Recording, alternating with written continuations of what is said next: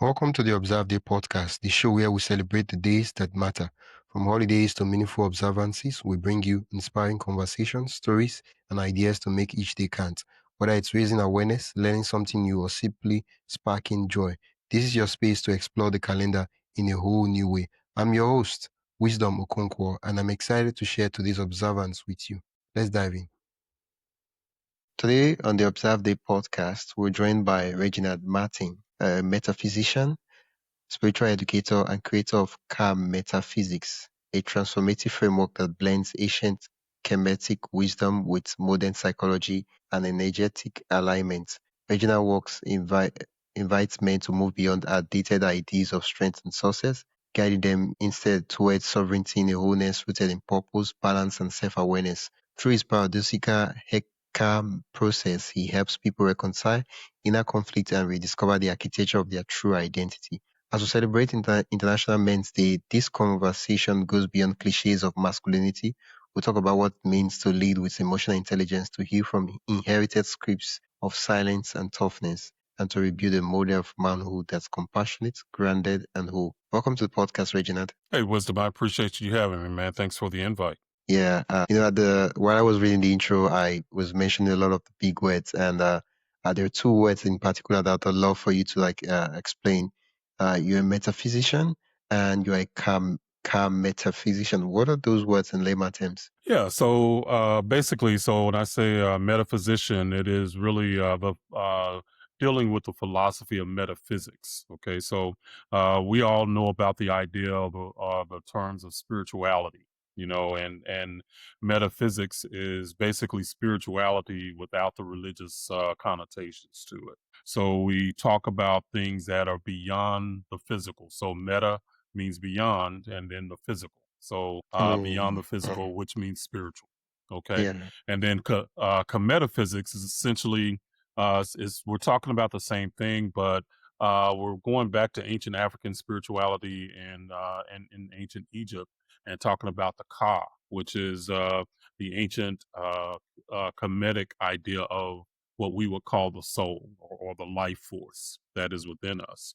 So it's Ka, which is the soul, plus metaphysics. So it really kind of a little play on words there. So that's what metaphysics means. So we're dealing with basically what I call soul level expression, because a lot of people think that from ways that we've been told we have to die to experience the soul. But in reality, the soul has perceptions through us even now. And definitely as men, it's something that a lot of times we're not allowed to really tap into, because we're told to disconnect emotionally a lot of times, and what that ends up doing is hampering us, because we have to turn within to connect with our intuition a lot of times to really make decisions and take direction. So when we're talking about metaphysics and paradoxical Heka, it's really about becoming a whole being, dealing not only with the mind and body, but also dealing with yourself as a soul in the having a human experience. yeah. Thank you for clarifying that. Most definitely. When you look at the way society defines masculinity today, what feels outdated or limiting? So and I really coming. I'm an older guy, so I came up in the the 70s and 80s. So you talk Yeah, about even compared to then and now, but still we can talk about masculinity in a sense of really we're told that we're only worth something based on our pocketbooks a lot of times, and we have to be the protector and provider, in many cases. But that produces a man that is really, we end up being cut off, because we got to think of ourselves in the context of warriors fighting battles, and just so whether that be with ourselves or whether that be with others or whatever. But it ends up putting us in a context of being at war with ourselves. So what I'm teaching, and this is for basically, it's either for men or women, but it's taking a balanced approach to where you tap into your inner senses, to become more of a whole individual. And so that looks like basically accepting all aspects of yourself. So when we're talking about a lot of times in society today, we're talking about dealing with our shadow selves, or what we might call the bad side or dark side or whatever. And in a lot of instances, society has taught us that either we need to try to overcome that, or we need to try to bypass it, or we need to try to ignore it in some kind of way, which ends up causing us mental and physical ailments. So, how do we balance that? And that's where we have to get to when we're talking about even dealing with as us as men. How do we become balanced and whole when dealing with that? So, being emotionally intelligent as well as physically strong. So we have to be able to balance that in this world today. Yeah. Before we get to how we balance that, while you were responding to the previous question, you did mention that you saw someone who you grew up in a time where the definition of masculinity is a bit different from what we're having a conversation about right now. When did you realize, as a turning point from your own personal story, where you realized that traditional strength wasn't enough, that you needed that inner alignment more than just traditional strength and the quote unquote traditional definition of masculinity for you? Yeah, wisdom. It really came to me when I got married and I had a daughter. So that was my first child, was a daughter. And when you're dealing with children, and especially with young girls, you have to deal with them in a different way. You have to a lot of times be more tender and more just understanding and more nurturing. So that was a shift for me because I definitely grew up in an era where you were the provider, the protector, and all of that. Then another turn came is when I ended up, 10 years later, essentially, divorced, you know, and all of a sudden, me being a provider and a protector was thrown out of the window. It didn't matter because we had the house, the cars, the kids, the dog. We had all of that, the stuff that success said that I was supposed to have and provide for my family, along with my wife.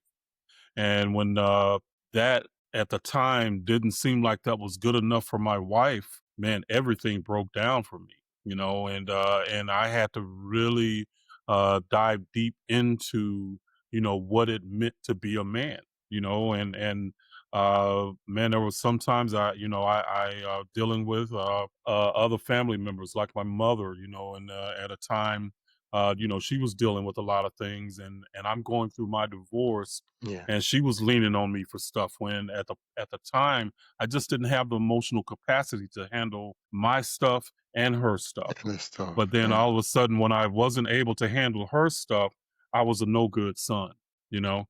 So that all of that became it crashed in on me, and man, I got depressed, I got down, man, I cried, all of that, all of this stuff that I was going through, and something had to give. So that all of that basically made me start to look at what the definition of manhood was about, and how much it meant for us to also take care of ourselves Yeah, mentally as well, and our emotional health. So all of that, when life happens and life starts lifing, it's a different story. You can have all the yeah, theoretical ideas about what it means to be a man, but when yeah. life starts lifing, it's a different It's a deal. different game. We all have a plan until we're Yeah. punched in the face. Yeah, Yeah, exactly, yeah. exactly. We all have a plan till we punched in the face, or Uh, or a life punches us. So for sure. uh, you mentioned you were kind enough to share your own story. I want us to get into the how. How did you transition from uh, going through shame, guilt, emotional suppression, depression, from all that happened to you? You got divorced. Your mom was there, looking for someone to lean on for emotional support and all that. How did you move to a point where you redefine manhood and you rewired and rewrote the system to work for you? Before we dive deeper, I'd love to invite you to join the Observe Day newsletter. Every week, I send you highlights of upcoming observances, creative ways to celebrate, and behind the scenes extras from the shows. It's the perfect way to stay inspired and never miss a meaningful moment. Sign up today at observeday.com/join. That is observeday.com/join. Now let's get back to the conversation. Yeah, a big part of it came wisdom when all that stuff started happening, coming at me at one time. I had to shut all the extraneous people out. So I even had to, at some point, I had to disconnect from my family, from my mom, because I was one of the people that a lot of people depended on emotionally, depended on Yeah. financially, in a lot of ways. So I literally had to cut myself off for a little while and just take care of me. You know, but after a while, after my divorce, I started trying to date, and do different things. But what I realized is that I started choosing the same type women, and Mm, so the same woman that I was married to, it was like I was choosing those same type women, and I was trying to fix what I couldn't fix with her. Okay. yeah. But what ended up happening was that I recognized that I was choosing the same type women, basically having the same type outcomes with these women. And then something hit me one day and said, unless these women are all conspiring, to treat me the same way, women who never met each other, you know, then there had to be the only common denominator was me. So I Yeah. recognized that it was something in me that was causing me to make those choices. So I had to figure that out. And so around 2006 or so, I heard the movie The Secret, and I watched that movie, and something that they said, and it triggered something in me where I knew that that was true. And it was the idea that thoughts become things, that our inner thoughts and our inner beliefs are end up becoming the things that are in our life. So at that point, that kind of answered the question as to why I was choosing those same type women. So relationships for me has always been is where somewhere I've learned like my hardest lessons. So when that came to fruition, then I started to try to figure out what was happening in me, what was my beliefs about myself that I needed to, basically get right. And that started me on the search. And that's when I really started to search, about metaphysical ideas, because by that point, I was no longer in the religious setting anymore. I wasn't tied to religion in a sense anymore the way I was, and started studying that stuff. And one thing led to another, and then I started trying to find out where the ideas of The Secret came from. Okay. And where the thoughts become things, because by the time I had moved out of religion, I was like, I don't want to be in the same path where somebody just told me to believe and have faith but never Yeah. question. Well, man, by this time I was questioning everything. So I wanted to know if these ideas of The Secret, something was right about it, but I was like, where did these ideas come from? And Yeah. that's where it started. So I started to researching metaphysics, and for about probably 5 years, and then I stumbled upon the ancient African and Kemetic spirituality. And that ended up doing for me was it handled me answering questions about my religion, my childhood religion of Christianity, and The Secret. So in one place, I found the foundation of both of these systems and realized that really religion had distorted the ancient systems. Okay. So, but to make a long story less long, I started to look at what my belief systems were creating, and it started to make me look within myself. I can no longer, and with The Secret and those teachings, your emotions become a connector in a sense. And what I mean by that is that a lot of times we disconnected from, disconnected mind and body from soul. Okay, but what emotions became was the connector or the integrator of all three. That made me have to turn within and start to looking at how my emotions really were my vibrational system being projected outward. So that helped me to change from this idea of walling off myself emotionally to basically using emotions as like a diagnostic tool in a sense. Yeah. Oh, uh, you know, at the beginning, I was reading the intro, and there was a keyword I mentioned, and that was sovereign. Mm-hmm. Mm-hmm. In the context of this Yeah. conversation, what does that mean? Yeah, sovereign is, so when you think of sovereign, it just means the rulership of like a, you can think of a sovereign nation, Yeah, meaning yeah, that when a nation is sovereign, then that nation doesn't have anything outside of them that is ruling them. Okay, they do everything from within that nation. Well, for an individual, it's the same thing. It's just you, when you're sovereign, you are your ruler. And that's different from a religious perspective where you're told the power of that you had to worship something outside of you had the power that was making decisions for you, and if you didn't toe the line, then you had consequences. That disempowers people ultimately. But when you're a sovereign, that means that you are from your own inner guidance system is how you operate. So everything you tap into you to and your emotional guidance system as that sets directions for you or helps you recognize what directions you need to go in. So sovereign is you are your leader in a sense. Your own um, yeah. Makes recognizing your sense. own divinity in a sense. Can you walk us through a simple version of paradoxical hexa, and something listeners Sure. can try to ground themselves or reconcile tension in the moment? Yeah, absolutely, absolutely. And so, what paradoxical Heka, what that is it means it's the idea of the ancient Egyptian term called Heka, which basically means it's the idea that sound is the source and creation of the universe. Okay, so when we're talking about paradoxical Heka, we're talking about using sound, which is the voice, and breath, to make a statement of paradox. And what this does is it allows a person, instead of us trying to fight our shadows, we end up using our shadows as fuel, which is what the ancients were really teaching in a lot of ways, where today we try to do affirmations to bypass, be, positive, all light, blah, blah, blah. But in reality, our shadow is really the fuel that makes us want to change or makes us want to do anything because we're missing something or we think we're missing something and we want to fix it, you know and that's kind of where a lot of the modern systems come from, is that we're broken and we need fixing.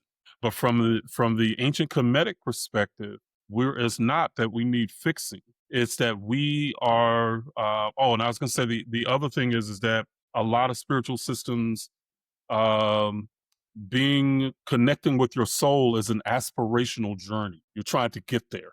From the ancient Kemetic and African perspective, you're not trying to connect to your soul. You already are that. So it's not aspirational. You Yeah, that is your foundation. So with paradoxical Heka, that's what we're doing, is we're taking two statements that are true in the moment.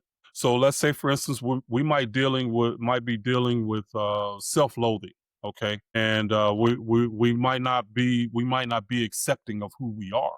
Okay, well, and making a paradoxical statement, I'm going to make a statement, and then understanding that our breath is conscious. When we're breathing, if we direct it, we can literally program our energetic system. Okay, so paradoxical Heka might be something like this. Even though I have this fear that I'm not enough, I recognize that I am the expression of the universe in human form. Okay, so I recognize, so I fear that I'm not enough, but I also recognize the other truth is that I am the expression of the universe in human form. So I use two statements. So paradox means it's this and that. Okay. So in that yeah, moment, I spoke two phrases. When you speak those two truths in the same breath, okay, it ends up creating a bridge in your subconscious mind to where it's saying like, wait a minute, I got these two things at the same time. What do I do? And then what it does is it organizes around the higher truth. Okay. And then it creates a third space that ends up bringing peace and harmony within you, just automatically. Okay. Whether you believe it or not, It just automatically. Now, the way that you know that it's working is that you will literally start to feel chills. You might get goosebumps. You might even get tears of crying, you know? But when those things happen, you make that statement, you literally feel it. And those chills, which is the scientific term is called frisson, which is the French name means shivers. Okay. When that happens, it means that the paradox is working and your system is literally recalibrating around the higher truth. So rather than you trying to fight the fear, don't fight it, integrate it. So that's what paradoxical Heka allows you to do, is that you make two statements that are Yeah. true in the moment, and then it organizes around the higher truth. And then it ends up recalibrating your whole energetic system. It's not a mental thing. It's literally going to into your energy, and you're grounding yourself in you're grounding yourself from the greater eternal aspect of you is what you're doing. Yeah. Wow. Thank you so much for explaining that. Now I see where the word the paradox comes from. The fact that it's two opposing ideas, but it's just that one is bigger than the other. No. So we got to be precise here, because that's the way a lot of people look at paradoxes, that it's two opposing ideas. But you think in terms of anything in the universe, it exists, right? So when we're talking about paradox, so what the way a lot of people look at it is a contradiction. It's this or that. Okay. And that's how they look at a paradox. But a paradox means that it's this and that. Okay. So you don't negate one or the other. You recognize and you accept both as they are. That's the paradox. It's this and that. So when I made my statement of, even though I don't feel like I'm enough, I recognize that I am the universe expressed. Okay. So in that moment, I'm expressing the truth that right now I don't recognize that I'm enough, but I also recognize that my eternal self is an aspect of the universe. It's this and that. And if you think about anything in the universe, it's not this or that, it's this and that. Okay. Even biblically, when Moses asked in Exodus, asked God, who do I call you? Okay. Well, what should I tell the people that I call you? And the scripture says, I am that I am. Okay. So anything that you're talking about exists. Whatever you're looking at, it is. It is an aspect of the universe, or part of the universe. Paradoxically, it's this and that, not this or that. So it's really important to get that aspect and understand that precision, because we're talking about an ancient science. So this and that is the paradox. Okay. So two ideas, but the one that is higher is the one. Okay. In the example you give, two ideas, right? That are Two true truths at in the the moment. yeah, two truths in the moment, but just the one is bigger than the other. Not opposing ideas, two ideas, right? So I feel like I'm not enough. It's a truth. The other one I expressed as that is higher than the first one. That's what you said, right? You can look at it that way, but it's in a sense they're both there's we're talking about a vibrational essence. Okay. Okay. So the first truth is tied to us physically, our fears. Okay. But then our eternal self exists at a different vibrational I'll just call it an octave. It exists at a different octave. But the brain cannot handle both of those truths at one time. So it automatically has to meld with the higher truth is what I would say. Okay. Okay. So you ever seen the caduceus, the medical symbol where they have the two snakes Yeah. Yeah. and the wings?